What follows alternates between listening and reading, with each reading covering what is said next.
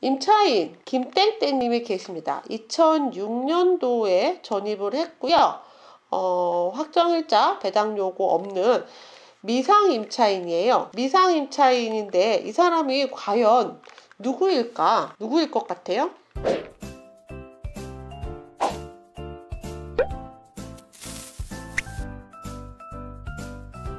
안녕하세요. 반갑습니다. 이번 주 온라인 트레이닝 피드백 시작하겠습니다. 첫 번째 물건은 IGS님 물건이에요. 장지동에 있는 아파트고요. 위례 신도시 위례 24단지 아파트입니다. 2019 타경 54143. 감정가 8억 8천만 원이고요. 신건으로 진행을 했는데 취하가 됐어요. 취하가 된 이유가 있겠죠. 면적은 59제곱. 분양 면적 25평형 아파트입니다. 장기 투자와 주거용 겸용 물건으로 적절한 것 같아서 골랐습니다. 다만 가격, 시세 감정가 등이 적당한지에 대한 확신이 부족합니다. 의견 부탁드려요.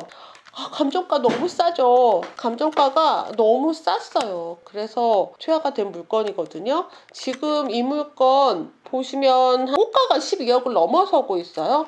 서울에 있는 아파트들의 호가는 계속 오르고 있는 추세고요. 이 물건은 1층이에요. 1층은 기준층보다 더 저렴하게 거래가 됩니다. 그러니까 기준층 가격 말고 1층 가격으로 비교하셔야 돼요. 자, 이 물건 먼저 권리 분석 먼저 해볼게요. 소유권 밑으로 근저당이 말소 기준 권리고요. 밑으로 소멸, 대부업체가 근저당을 설정했죠. 자, 이런 경우 어떤 거예요? 원래는 1금융권에서 근저당을 설정을 했다가 지금 추가 대출이 안 나고 있잖아요. 1금융권에서 대부업체로 대출을 갈아탄, 대환한 경우죠. 이 경매를 넣은 저축은행이 근저당권을 설정한 곳이고요. 다 같은 곳입니다. 대출이 2018년 4월 3일에 2건으로 진행이 했고 또 후에 추가 대출이 있었죠.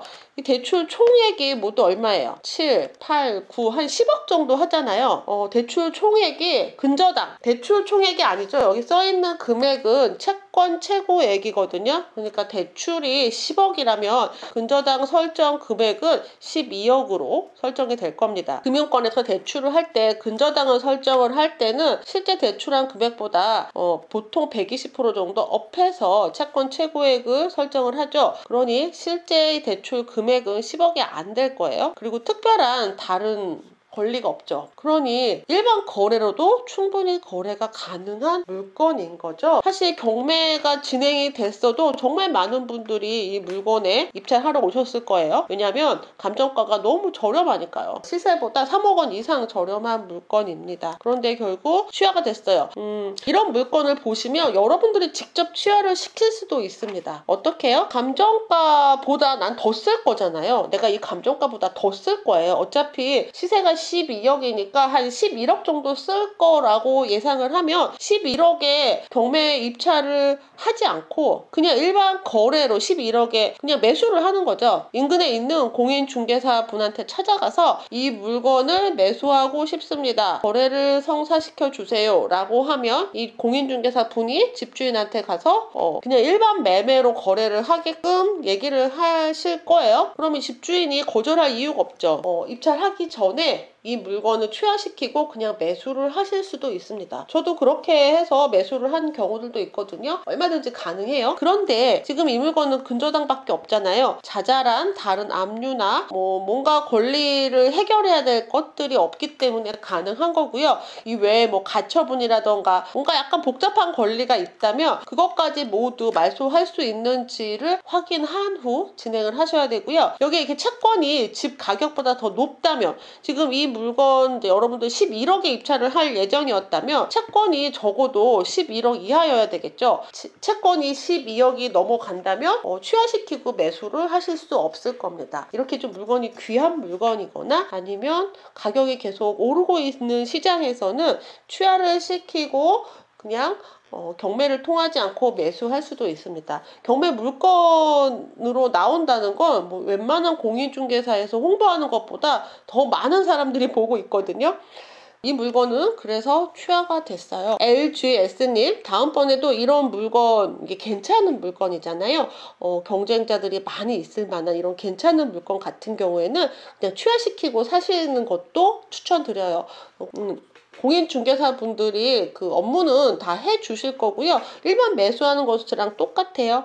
중개 수수료 내시면 됩니다. 물건이 점점 더 귀해지고 있어요. 6월달까지만 해도 11억 정도였는데 지금은 호가가 12억을 넘어서고 있는 물건입니다. 2019 타경 10293 동대문구 전농동에 있는 빌라예요.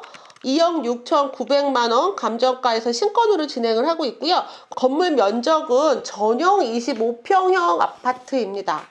6월 달에 원래 신건으로 진행을 되다가 변경이 됐어요. 먼저 말소기준 권리 확인할게요. 근저당이 있습니다. 국민은행 근저당이 말소기준 권리고요.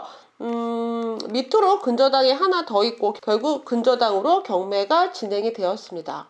소유자가 점유하고 있는 권리상으로 문제없는 깨끗한 물건입니다. 주택시장 규제 때문에 장기 투자용으로 물건을 보고 있습니다. 네, 장기 투자용으로 보셔야 될 것 같아요. 재건축, 재개발 가능성이 높은 구역으로 보이고 장기적으로 보유하면서 그동안 월세를 받고 싶습니다. 권리관계도 깨끗해 보이고 지하철역과 가까워서 세를 놓기도 쉬워 보이고요. 점유관계는 좀 더 확인해야겠지만 임대차 관계가 없어서 첫 입찰에 도전하고 싶습니다. 임대차 관계는 없고요. 그냥 점유자, 집주인이 살고 있는 물건이에요. 5층 중에 4층입니다. 자, 이렇게 데크가 되어 있는데 이 데크 상태 좀 궁금하네요. 이게 뭘까요? 물자국일까요?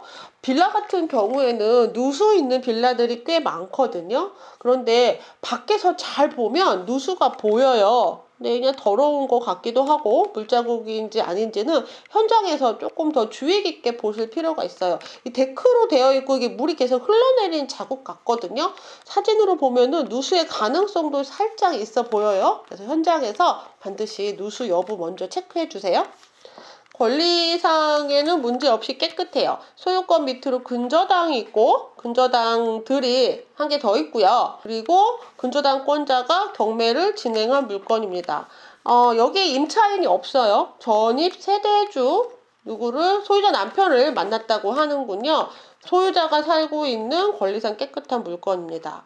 일단 이 물건 위치가 개발 가능성이 있는 물건이거든요. 지적도를 한번 확인을 해 보겠습니다. 청량리역에서 가깝고요.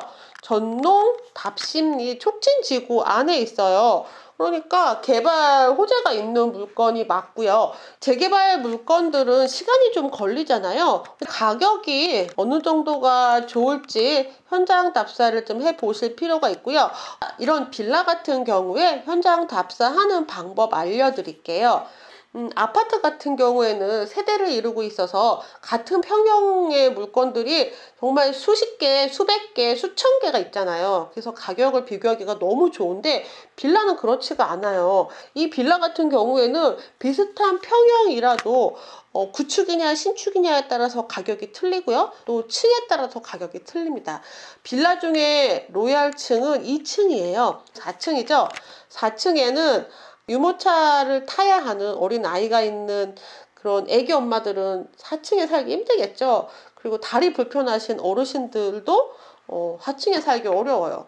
근데 빌라는 보통 신혼부부나 이렇게 어르신들이 많이 사시는데 그분들이 4층까지 못 올라가기 때문에 조금 가격이 약간 좀 떨어진다고 보시면 되죠. 그래서 빌라에서 로얄층은 2층이다. 그리고 2008년식이거든요. 그러니까 12년 된 물건이에요. 빌라 가격을 비교를 하실 때는 연식 12년 된 물건들 10년에서 15년 사이에 되는 물건들과 가격 비교를 하시고요. 그리고 방 3개잖아요. 방 3개짜리 10년에서 15년 된 4층짜리 빌라.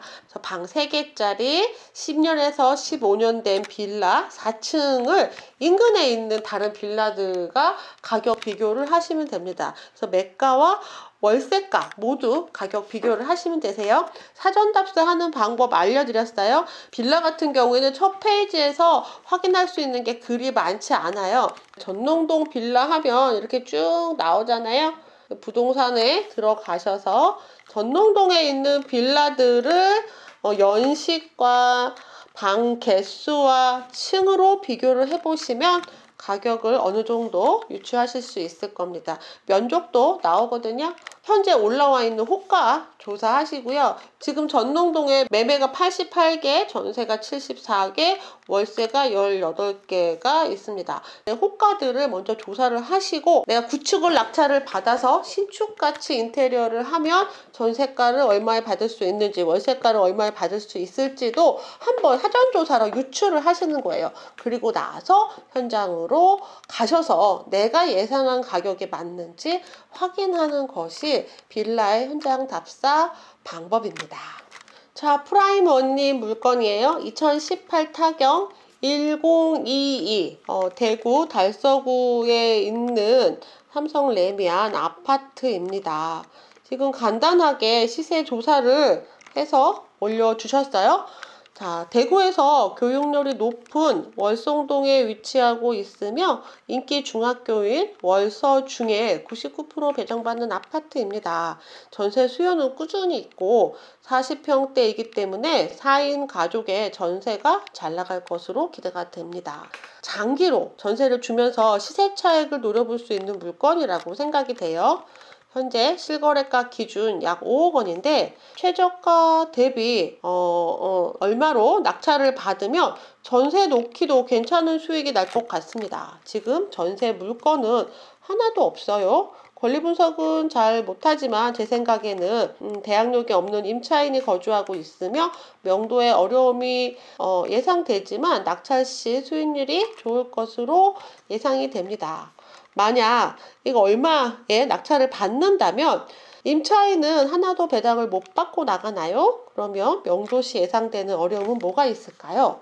자, 물건 보시면서 질문 내용 답 드릴게요. 먼저 얘가 2018년도 물건이거든요. 아주 오랫동안 이 집에 점유자가 계속 살고 있었다는 거예요. 경매가 딱 진행이 된 게 아니라 꽤 오랫동안 경매가 시작되고 나서도 꽤 오랫동안 이 집에 있었다. 그거 먼저 확인하시고요. 자, 임차인이 있는 것을 같기는 한데 어디 볼까요? 먼저 말소기준 권리를 확인하겠습니다. 말소기준 권리 소유권 있고요. 근저당이 말소기준 권리예요. 밑으로 근저당이 하나 더 있고 그리고 가압류, 압류 또 대구 세무서에서 남대구 세무서에서 압류가 들어왔습니다. 경매는 근저당권자인 개인 근저당권자가 경매를 넣었어요. 그리고 대구 구청에서 또 압류가 있었습니다. 주인이 뭔가 사업을 했고 꽤 오랫동안 이 재정 상태가 좋지 않은 상태로 계속 있었다는 것을 알 수 있어요. 근저당이 2008년도 근저당인데 근저당권자가 경매를 넣진 않았거든요. 그러니까 집주인이 농협에 이자를 꼬박꼬박 잘 내고 있었다라고 알 수 있겠어요. 자, 여기에 있는 임차인 김땡땡님이 계십니다. 2006년도에 전입을 했고요. 확정일자 배당 요구 없는 미상임차인이에요. 미상임차인인데 이 사람이 과연 누구일까? 2006년도에 소유권이 이전이 됐고요. 그리고 3일 후에 전입을 했으니까 누구일 것 같아요? 아마도 소유자의 가족일 가능성이 높습니다. 네, 가족일 가능성이 높아요. 자, 등기부등본 한번 확인해 볼까요? 2006년 6월 19일에 집주인 김땡땡님이 집을 살 때 신한은행에서 대출을 받았죠. 그리고 얼마 후에 2년 후에 농협으로 대출을 대환했습니다. 대환대출 뭐예요? 2006년부터 2008년까지 집주인이 신한은행에서 근저당을 설정을 했다가 2년 후에 농협으로 대환대출했다. 대환할 때 임차인이 있으면 대환되나요? 안 됩니다. 그래서 이 임차인이 아니고요. 김땡땡님은 임차인 아니고 가족이에요. 가족이 아니라면 이 농협에서 대출이 나가지 않습니다. 그래서 집주인을 명도하셔야 돼요. 그런데 이 집주인이 보통 집주인이 아니라 2008년도부터 거의 한 2년 가까이 경매가 진행이 되고 나서 계속 이 집에 버티고 있는 집주인이고요. 자, 왜 변경이 됐는지를 확인해 보시려면 문건 송달 내역을 보면 돼요. 문건 송달 내역에서 누가 변경 신청을 했을까요? 채권자가 계속 날짜를 늦춰달라고 변경 신청을 한 거죠.